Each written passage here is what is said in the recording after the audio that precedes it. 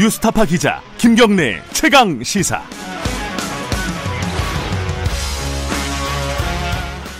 김경래 최강시사 2부 시작하겠습니다.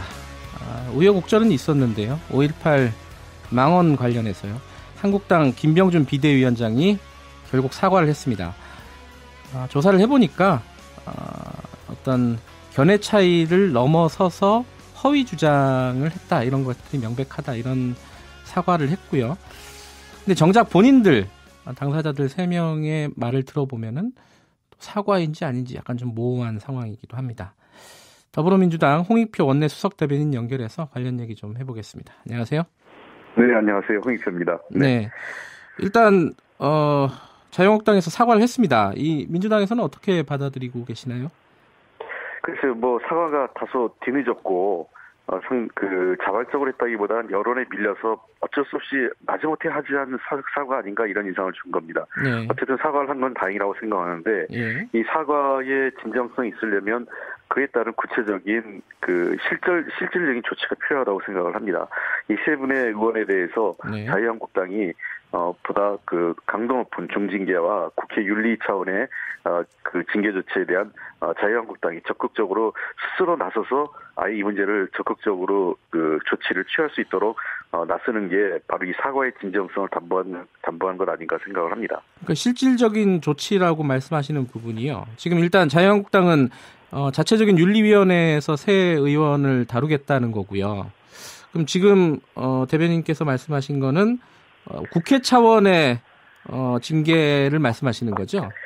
두 개가 같이 다 이루어져야 되죠. 네. 그러니까 자유한국당 윤리위원회 해보겠다고 했으니, 네. 그 두 분에 대해서는, 세 분이죠. 세 분에 대해서는, 예를 들면, 출당 및 제명 조치가 같이 이루어져야 될 것 같고요. 네. 그 다음에, 동시에 국회 차원에서도, 이분들에 대한 의원직, 제명 등에 대한 등의 그런 조치에 전체 3분의 2가 동의해야 되거든요. 네. 자유한국당이 함께 해줘야 되기 때문에 자유한국당이 스스로 이것이 문제가 있고 민주주의 기본 질서에 굉장히 위반되는, 그다음에 5.18 희생자분들이나 유가족분들에게 상당한 명예훼손과 정신적 고통을 준 것이라면 그에 상응하는 국회 차원의 징계 조치에 협조를 해야 된다는 것입니다. 그런데 그 제명 조치는 어쨌든 국회에서 표결을 해야 되는 거잖아요. 그렇습니다. 그러면은 국회 차원의 징계가 먼저 이루어져야겠죠? 아무래도 절차적으로 보면은. 두 가지가 동시에 이루어질 수 있죠. 당의 조치가 같이 이루어질 수도 있고요. 네. 선의의 예를 들면 국회 차원에서 조치는, 국회의원직을, 상실하게 하는, 제명 조치에 따르면 의원직을 상실하게 되는 것이고, 네. 당의 조치는 당에서 네. 일단 내보내는 조치이기 때문에, 네. 그 두 가지는 성격은 좀 다릅니다. 그래서 그 두 가지는 동시에, 별도의 프로세스로 이루어진다고 생각을 합니다. 5.18 민주화운동 단체들이나요? 광주 쪽의 반응은 어떻습니까? 그 자유한국당 사과에 대해서는요? 지금 많은 분들이 분노하고 있는 것은 사과는 너무나 당연한 것이고 그 사과의 수준도 미흡하다고 생각을 하고 계시죠. 네. 그분들께서 지금 국회 앞에서 지금 농성을 하고 계시고 광주에서 분위기는 또 이게 단순히 광주만의 문제가 아니라 일반 상식을 가진 대한민국 모든 국민들에 대한 분노를 자아내게 한 사안이기 때문에 네. 저는 이 문제에 대해서는 아까도 말씀드렸지만 이 말로만 하는 사과에 대해서는 그분들의 어떤 정신적 고통과 분노를 달랠 수는 없다, 이렇게 보고 있습니다. 그러니까 말로만 사과하지 말고 실질적인 조치가 필요하다, 이런 말씀이시고요. 네. 지금 세 분의 사과를 자세히 보면요.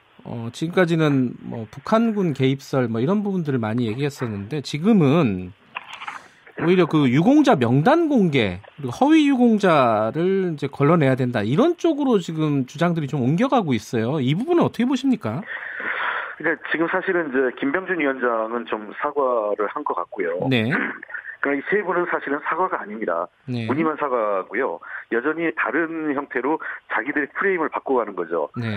그러니까 당초 제기했던 북한군 개입설은 전혀 사실무근이기 때문에 더 이상 자기들도 얘기하기가 좀 뭐하니까 이 얘기를 5.18 유공자 도리어 명예를 회복하기 위해서 허위 유공자를 걸러내야 되겠다. 그러니까 유공자 명단을 공개해달라. 네. 그리고 또 이종명 의원 같은 경우는 여전히 북한군 개입 여부를 좀 더 확인해서 네. 그러면 그에 따른 책임을 지겠다. 이런 식의 또 다른 추가적 망언을 이어가고 있거든요. 네. 근데 잘 아시는 것처럼 이 유공자 명단의 공개는 이미 지난 2018년 12월에 법원의 판단에 의해서 이게 개인 정보고 개인 세상 침해에 해당되기 때문에 네. 할 수 없다고 판결을 했고 네. 국가보훈처도 이런 법원의 판단에 따라 비공개 자료는 좀 분명히 하고 있습니다. 네. 지금 이게 그 5.18 유공자뿐만 아니라 모든 유공자가 지금 그렇고 단 독립운동 유공자 명단만 지금 공문록 자료로서 활용하기 위해서 법에 의해서 공개하고 있거든요. 네. 그래서 뭐 6.25 전쟁 유공자라든지 여러 다른 유공자들도 5.18 유공자와 마찬가지로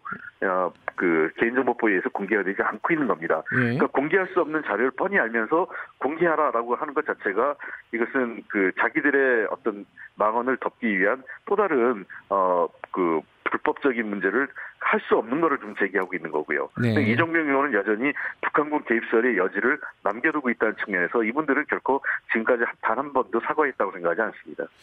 근데 지금 그 말씀하신 거를 보면은 독립유공자를 제외한 다른 유공자들의 명단은 공개하지 않고 있다 원칙적으로. 네. 이렇게 말씀하셨는데 지금 청취자분들도 계속 그 얘기를 해요. 아니 자랑스러운 거면 왜 공개를 못하냐. 그러니까 공개를 안 하는 이유가 뭡니까 이게? 이게 개인정보법에 따른 건데요. 예. 그러니까 개인 성명은 그 개인 식별 정보에 해당하고요. 네. 그다음에 그 공적 사유가 당시에 뭐 사망이나 행방불명, 뭐 구체적 경위, 질병 치료, 장애 발생 이런 모든 게 다 포함되어 있거든요. 네. 그러니까 특히 이 질병이나 장애 발생 같은 경우는 그 개인의 그 병력 관리지 않습니까? 병적 기록이요. 예. 그러니까 이거는 그 사생활과 관련돼서 매우 중요한 공개되기 어려운 정보에 포함되어 있는 겁니다. 네. 따라서 이 독립유공, 그러니까 이 유공자 명단은 국가가 공개할 수 없는 겁니다. 본인이 나는 유공자라고 얘기할 수 있습니다. 네. 개인이요. 이건 자기 정보이기 때문에. 네. 다만 이것을 국가가 일괄적으로 공개할 수 없다라는 것이 법에 의해서 이렇게 되는 겁니다. 예. 그러니까 5.18 유공자 말고도 다른 유공자들도 독립유공자를 제외하고는 공개하지 않고 있다. 네. 그런 말씀이시고요. 그 북한군 개입설과 관련해서도요. 어제 국방부에서요. 좀 모호한 얘기를 했어요. 확인되지 않은 사안이다 이렇게 얘기를 했는데 이건 어떻게 받아들여야 되죠? 그래서 이게 그 당초 처음에 발표가 약간 좀 그렇게 나가면서 네. 뭐가 있는 것처럼 네. 그런 여지를 둔 듯해서 다시 오후에 이제 최연수 국방부 대변인이 네. 다시 해서 북한군 개입 사실이 확인된 바도 없고 근거가 없다고 판단한다 이렇게 다시 추가적으로 냈습니다. 네. 뭐 다소 아쉽습니다. 국방부가 처음부터 이걸 좀 더 분명하게 네. 얘기했으면 그런 논란의 여지가 없는데 자기들은 그냥 지금까지 그 관행적인 입장이 확인되지 않았다 이렇게 얘기했는데 분명히 확인되지 않았다는 것은 지금까지 6차례 가까운 조사에도 불구하고 네. 단 한 번도 북한군이 개입한 것을 확인되지 않았다라고 얘기한 것이거든요. 정확히 네. 얘기하면 그 북한군 개입설이 근거 없는 사실이라는 것이 지금까지 조사 결과입니다. 네. 그렇게 분명히 하는 것이 좀 맞다 이렇게 보고 있습니다. 다소 국방부에서 발표가 좀 아쉽고요. 네. 특히 군은 아시겠지만 일부 그 당시 전두환을 비롯한 정치 군인에 의해서 이루어진 과거의 잘못된 역사적 사실이었다는 점을 감안하면 좀 더 이 문제에 대해서는 책임감 있고 분명하게 답변하는 것이 바람직했다 이렇게 생각을 합니다. 지금 그 청와대에서 자유한국당이 추천한 진상규명 조사위원 2명을 거부를 했지 않습니까? 예, 그렇습니다. 이게 자유한국당 측에서는 이건 국회를 무시한 처사다. 의회민주주의에 대한 도전이다. 이렇게 얘기를 하고 있는데 이건 어떻게 봐야 될까요?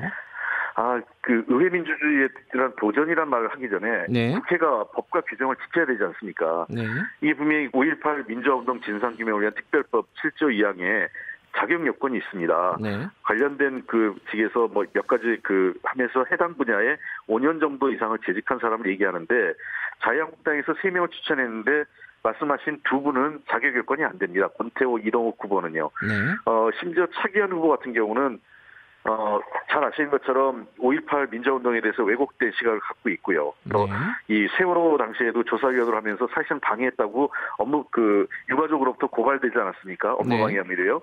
이런 사람조차도 차기현 후보의 경우엔 그래도 이 특별법상의 자격 요건을 갖췄다고 해서 청와대가 수용을 한 겁니다. 예. 결국은 그 자격이 안 된 사람을 추천해놓고 그것이 그 법에 따라 거부된 것을 그 왜 국회의회를 무시하냐 얘기하는 것은 정말 자가당착이고 자기들이 기책사유가 있는 것을 모르고 얘기하는 것 아닌가 생각을 합니다.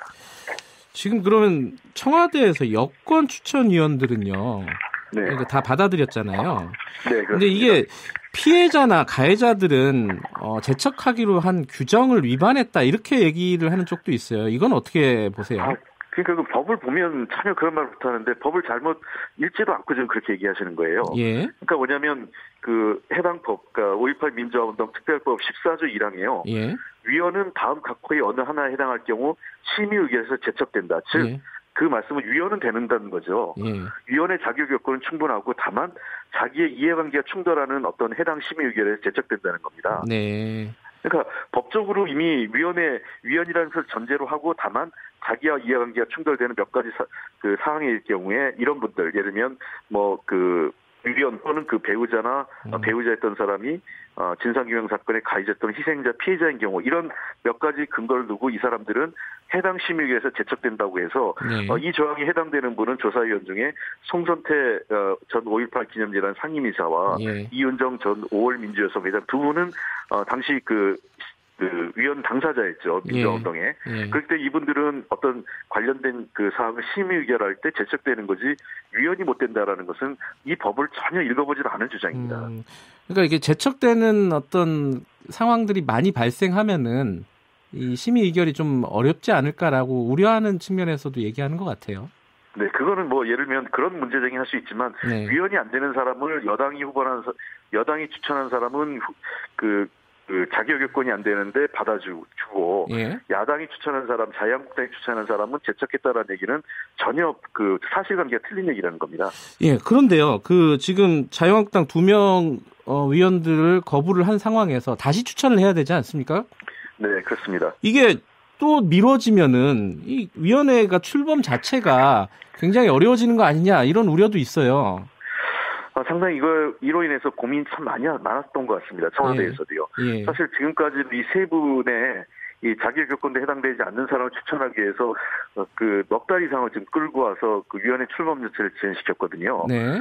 그래서 또다시 이걸 지연시키는 것은 또 다른 그 5.18 광주 민주화운동의 희생자나 유가족분들을 또다시 모욕하는 행위라고 저는 생각을 합니다. 저는 네. 자유한국당이 차제에 이 제대로 된 분을 추천할 그 어떤 그 능력이 없다면 저는 그 추천권을 반납하고 국회의장에게 위임하는 것이 예. 맞다 생각을 합니다. 아울러서 사실 차기현 후보자도 청와대가 수용을 한 거지만 예. 저는 차기현 후보자에 대한 추천권도 스스로 내려놓는 것이 맞지 않나 이런 생각을 갖고 있습니다. 알겠습니다. 그럼 마지막으로 하나만 더 여쭤보면요. 지금 그 역사 왜곡을 막기 위한 반나치법, 뭐 독일에서 네. 했던 그런 것들 좀 준용한 우리 5.18 민주화 운동을 폄훼하는 발언을 하면 처벌할 수 있는 이런 법안들을 준비하겠다는 얘기를 들었어요. 네, 근데 그렇습니다. 이게 약간 표현의 자유를 좀 억압할 수 있는 소지가 있는 게 아니냐 이런 우려도 있더라고요. 이거 어떻게 보십니까? 어느 수위로 가실 거예요? 네, 이 문제가 사실은 19대 국회에서도 저도 유사한 법을 낸 적이 있었습니다. 예. 뭐냐면 제가 냈던 법은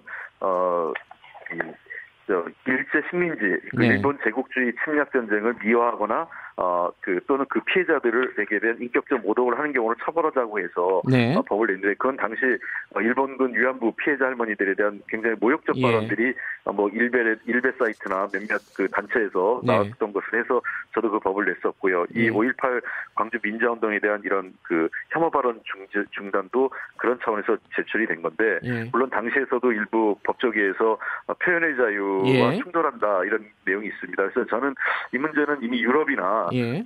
그 여러 국가에서는 소위 그 일본도요 그 헤이트 스피치 그러니까 혐오 발언에 관련된 처벌법을 만든 사례가 있거든요. 네.